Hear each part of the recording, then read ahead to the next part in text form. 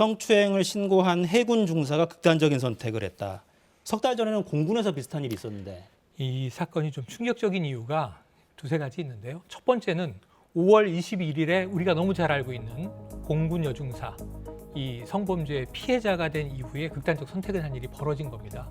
그 이후에 얼마나 크게 보도되고 얼마나 이 국방부 차원에서 또 이 국가적 차원에서 난리가 났습니까? 근데 그 사건이 벌어지고 있던 와중에 해군에서 이 성추행 사건이 또 터진 거예요. 5월 27일입니다. 그러니까 새롭게 도서 지역에 함대에 배치된 여중사를 그 상관인 A 여중사를 B 상사가 밖에 있는 식당으로 데려갑니다. 민간 식당에서 둘이 식사를 합니다. 그러면서 뭐 손금을 봐준다든가 불필요한 부적절한 신체 접촉을 하면서 성적 추행을 한 거고요. 이 여중사는 다음 날 그 상관인 주임 상사에게 즉시 보고를 했습니다.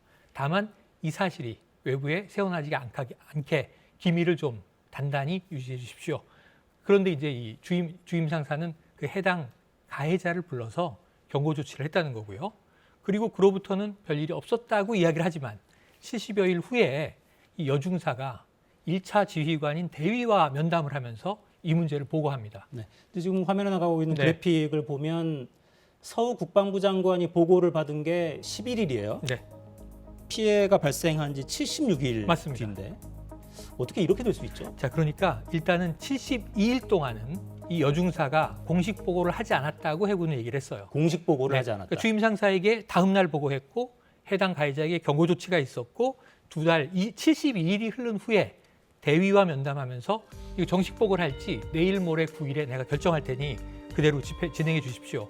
그리고 9일이 되자 8월 9일입니다. 5월 27일에 있었던 사건을 8월 9일에 절차대로 진행해 달라.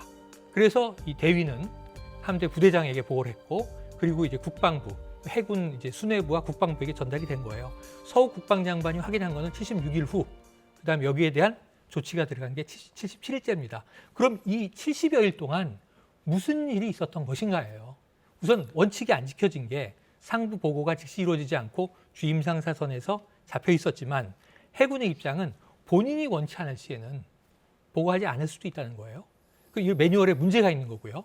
그 다음은 뭐냐면 70여일 동안 조용했겠느냐. 제일 큰 문제는 이 좁은 도서 지역 함대에 가해자와 피해자가 분리되지 않고 함께 근무했다는 겁니다. 네, 저희가 이제 취재를 하면서 지난번에 공군 성추행 사건으로 사망한 네. 이모 중사 있죠.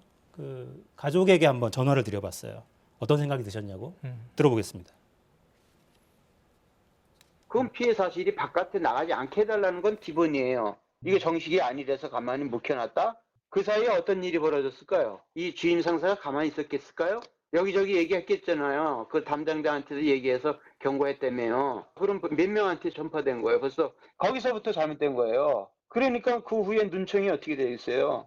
비상사로부터 뭐 너 이런저런 연락도 받았겠고 진짜 뭐 그 협박도 받았을 거고 무마 협박 다른 사람이 또 얘기해가지고 이런 얘기를 이제 조용하게 하자 뭐 이런 식으로 하면서 또 표정들은 어떻게 했겠어요?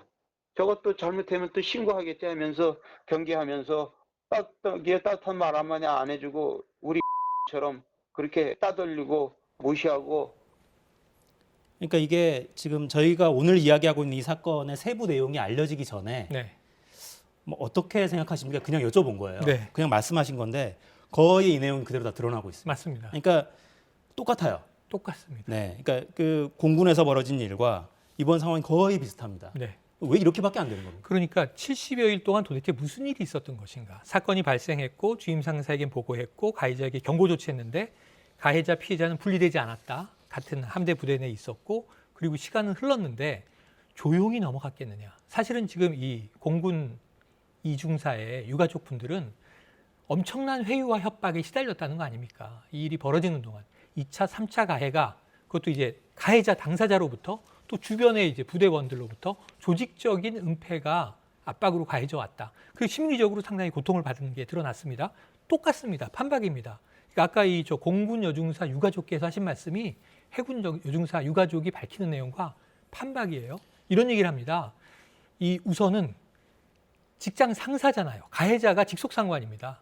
그러니까 업무에서 계속 따돌림을 하는 거예요. 그럼 다른 부대원 동료들을 추동해서 자, 저 여중사는 근무 배제, 일 시키지 마. 저희는 뭐 이제 이야기하지만 하면서 고립시키는 가해자가 오히려 피해자에게 더 강한 피해를 가하는 상황이 됐고요. 제가 놀란 건 뭐냐면 이 유족이 이런 말씀이 나왔습니다. 경고 조치를 받았죠, 가해자가. 그러면 화해를 해야 되겠다. 사과를 하겠다. 한 번 더 밥을 먹으러 갑니다. 그러니까 이 피해자는 또 따라갈 수밖에 없어요. 사과하겠다고 하니. 근데 거기서 술을 따르라고 했다는 거예요. 이거 성희롱입니다. 술 못 따르겠다 그랬더니 당신이 나에게 술을 안 따라주면 3년 동안 재수가 없을 것이다. 이건 악담을 퍼붓었다는 거예요. 이게 지금 경고받은 가해자의 태도냔 말이죠. 그 다음 날 또 이런 일이 벌어졌다는 게. 그럼 2달 반 동안 얼마나 이 피해자는 지속적인 고통을 더 받았을 것이며 겨우 부대에서 분리가 이루어진 직후에 극단적인 선택을 했겠는가. 아, 참 이게 오늘 대통령이 경로했다는 표현이 맞습니다. 청와대에서 나왔고 엄정 수사를 지시했다는데 네. 아, 모르겠습니다. 이제 이쯤 되면 이 가해자 한두 명을 처벌한다고 끝나는 문제가 아닌 맞습니다. 것 같아요. 군 내 조직 문화에 심각한 문제가 좀 있어 보이는데요. 이 국가에 봉사하려고 했던 직업군인 한 명을 또 허망하게 잃었습니다. 그러니까 여군이 아니에요. 직업군인 한 명을 저희가 잃은 겁니다. 네. 유족의 이 말을 군이 좀 귀담아 들어야겠습니다. 이렇게 말씀하셨어요. 우리 아이가 마지막 피해자가 되도록 그러니까 더 이상 이런 일이 없도록 재발 방지를 부탁드린다 이렇게 말씀하셨습니다. 군이 좀 잘 들어야겠습니다. 지금까지 최영일 평론가와 함께했습니다. 고맙습니다. 고맙습니다.